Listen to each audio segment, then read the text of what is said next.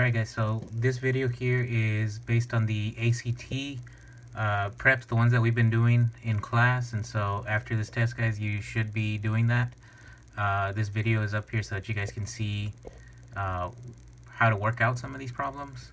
I just want you to go ahead and see here, if you type in pre-calculus video CXG in the search bar, I do show up.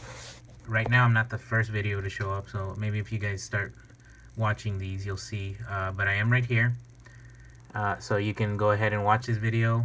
Just go through the listing, and this channel will show up. Okay, so I'm just gonna go through these very quickly. And so the first problem, again, this is up here so you guys can keep seeing. This is the new do now that you will be working on after the exam. Answer for number 21 is A, and so they're asking us what's an equivalent expression to A divided by C.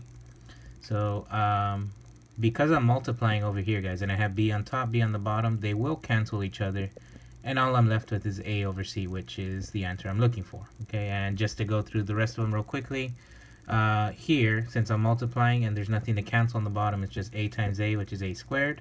C times C is C squared, so not quite what I'm looking for. Over here the B's will cancel, excuse me, the A's will cancel, which leaves me C over C, which I can reduce to 1. And the other two you can't reduce, they stay that way.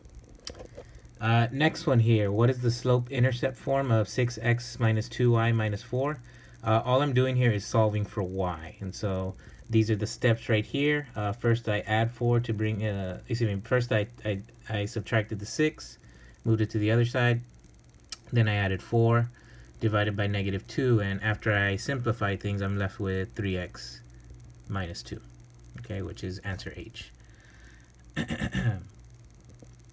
For the third one, okay, this one you could, what I did here is I went ahead and worked it out by hand, but what you could do, this equation right here, you could just put this into nsolve, so nsolve and then comma x.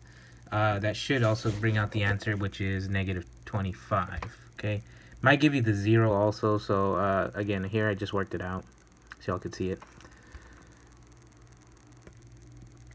Next one here, okay, so this is some really old stuff. So this is from geometry. We will cover it in class later on. This is what chapter 4 and chapter 5, chapter 6, it's all about triangles and things like that. So if a couple of notes here, they're asking for tangent of B. So this is the angle I'm looking for, or that I'm talking about, B. So if I'm looking at this angle guys, if I go across, this is what I call my opposite side. This one here is going to be my adjacent side, and the biggest side of the right triangle is going to be called H, my hypotenuse. So there's actually a lot of questions like this. So in this particular set of do now problems, so kind of just get used to seeing this. If this is the angle I'm looking for, on the other side is always the opposite. The other side will be the adjacent, and the long side is always the hypotenuse. So if I use SOHCAHTOA, because they're talking about tangent, tangent is equal to opposite over adjacent. That's what it stands for. Sine is equal to opposite over hypotenuse. Cosine is adjacent over hypotenuse. So I'm only concerned here with tangent. And since tangent's O over A, I just grabbed from over here. My O is C. My A is A. So C divided by A, this is answer J.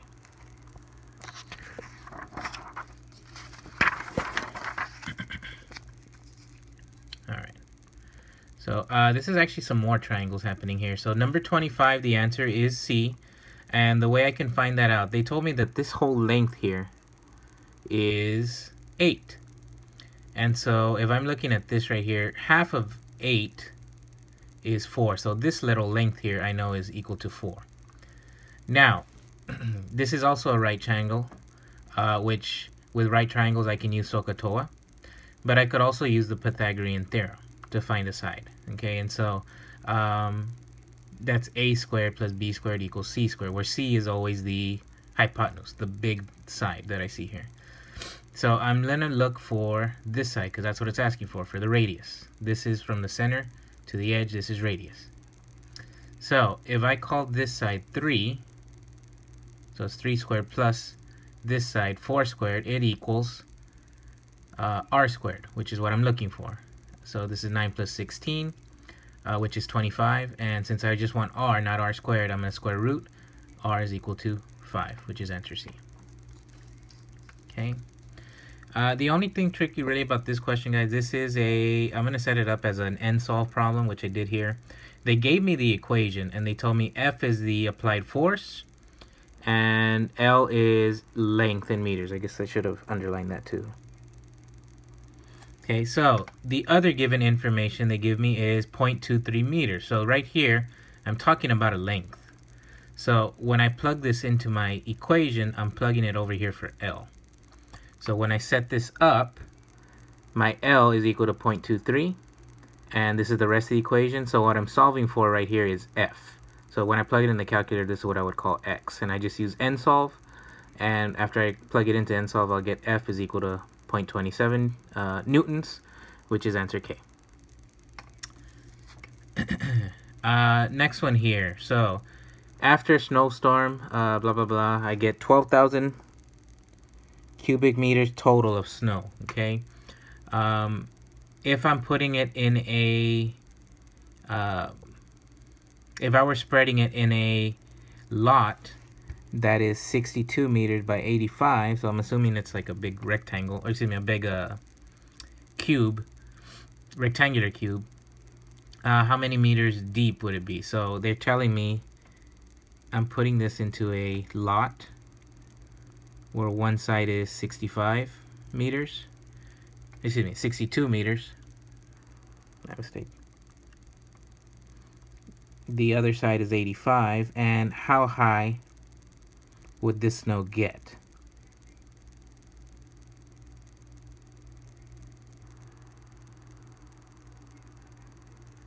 Okay, so this is what I'm solving for. So what I have here is a rectangular cube with a length, width, and I'm looking for a height. So volume, they told me, is 12,000, and they gave me a length, they gave me a width. That's what I'm looking for, a height. So what I would do is n-solve, and of course, guys, right here, you would put an x, not an h, in your calculators. But after you solve, h would equal 2.28 meters, which falls between 2 and 3. So that would be answer C. Okay. So this one I thought was the hardest problem in here. And so, again, this has to do with SOHCAHTOA. And here they're telling me I'm looking at angle L. So this is the angle I'm looking at. So on this side, guys, is my opposite. This is my adjacent. And the biggest side is the hypotenuse.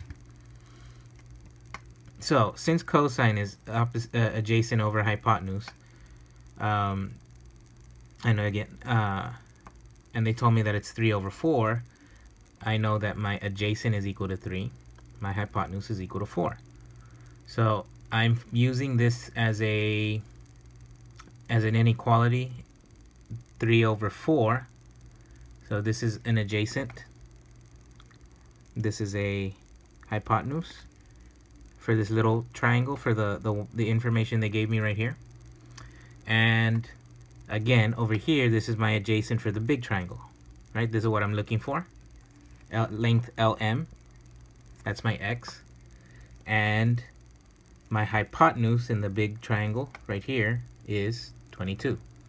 So A and A, H and H, I just solve for X, and it equals 16.5, which is answer G.